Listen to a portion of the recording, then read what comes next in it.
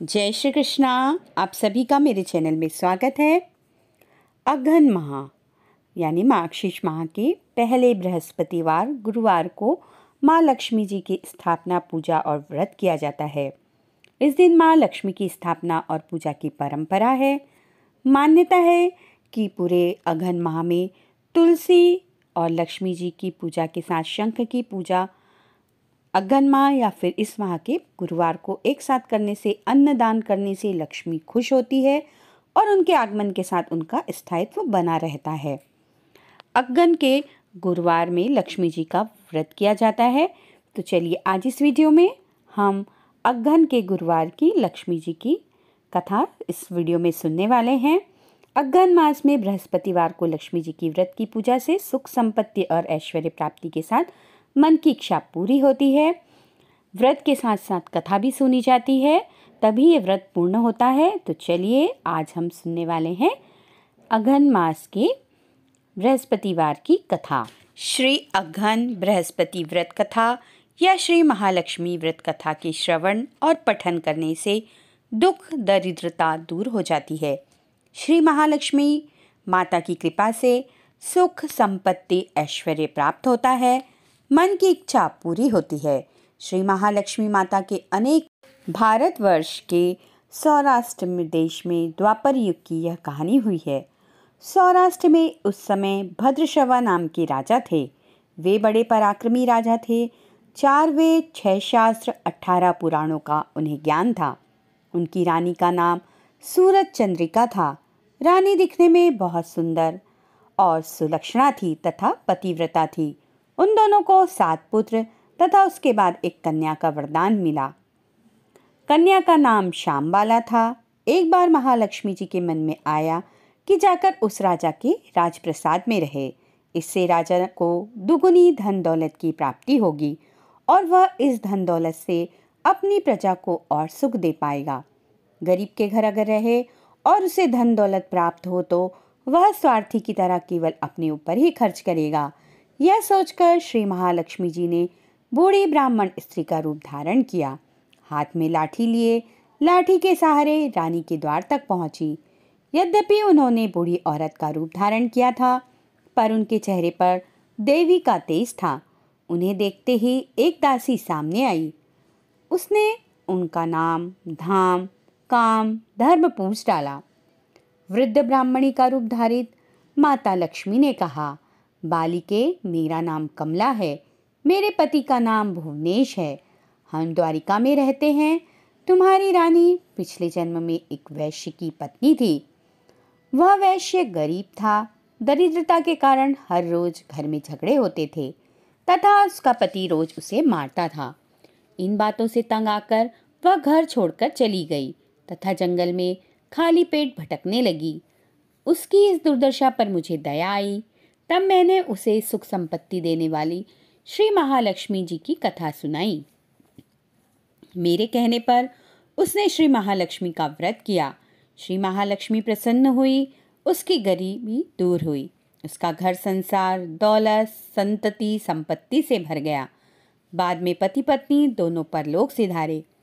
लक्ष्मी व्रत करने के कारण वे लक्ष्मी लोक में रहे।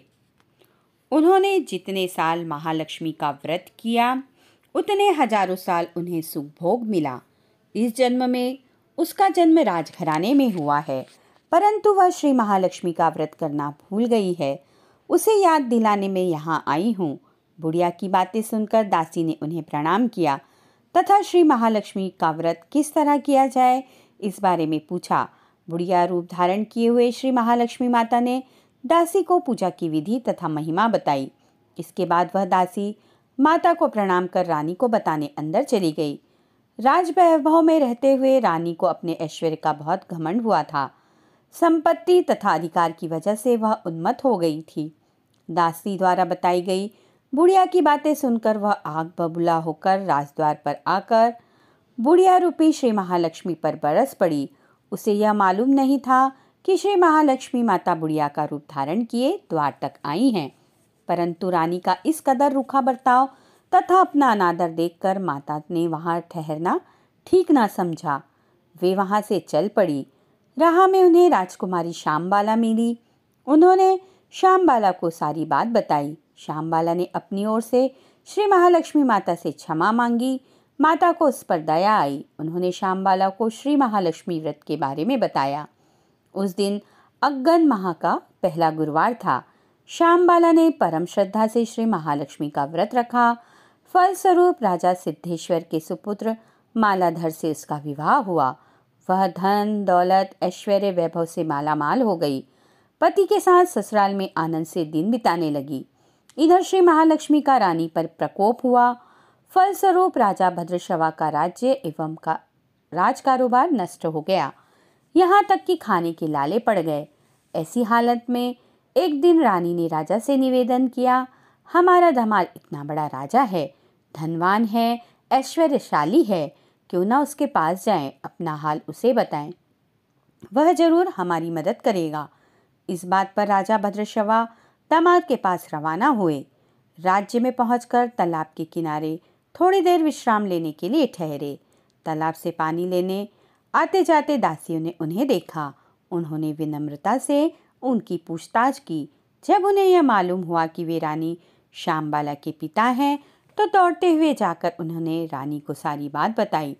रानी ने दासी के हाथ राज परिधान भेजकर बड़े ठाठ से उनका स्वागत तथा आदर सत्कार किया, खान पान करवाया। जब वे लौटने लगे तो सोने की मोहरों से भरा घड़ा दिया। राजा भद्रश्रवा जब वापस लौटे तो उन्हें देखकर रानी सूरज चंद्रिका खुश हुई। उन्होंने सोने की मोहरों से भरे घड़े का मुंह खोल दिया, पर हाय भगवान, घड़े में धन के बदले कोयले मिले। यह सब श्री महालक्ष्मी के प्रकोप से हुआ। इस प्रकार दुर्दशा में और कई दिन बीत गए। इस बार रानी स्वयं अपनी कन्या के पास गई। वह दिन अग्रहण माह का अंतिम गुरुवार था। श्यामबाला ने श्री महालक्ष्मी का व्रत किया, पूजा की, अपनी माता से भी व्रत करवाया। इसके बाद रानी अपने घर आई। श्री महालक्ष्मी का व्रत रखने से उसे फिर से अपना राजपाट, धन दौलत, ऐश्वर्य प्राप्त हुआ। वह फिर से सुख, शांति, आनंदमय जीवन बिताने लगी। कुछ दिनों बाद राजकन्या श्यामबाला अपने पिता के घर आई। उसे अपने घर देखकर सूरज चंद्रिका को पुरानी बातें याद आई। यह कि श्यामबाला ने अपने पिता को घड़ा भर कोयला दिया था और उसे तो कुछ भी नहीं दिया था। इसी कारण श्यामबाला को पिता के घर आने पर उसका कोई आदर आतिथ्य नहीं हुआ, बल्कि अनादर हुआ। पर उसने इस बात का बुरा नहीं माना। अपने घर लौटते समय उसने पिता के घर से थोड़ा नमक ले लिया। अपने घर लौटने पर उसके पति ने पूछा, अपने मायके से क्या लाई हो? इस पर उसने जवाब दिया, वहाँ का सार लाई हूँ।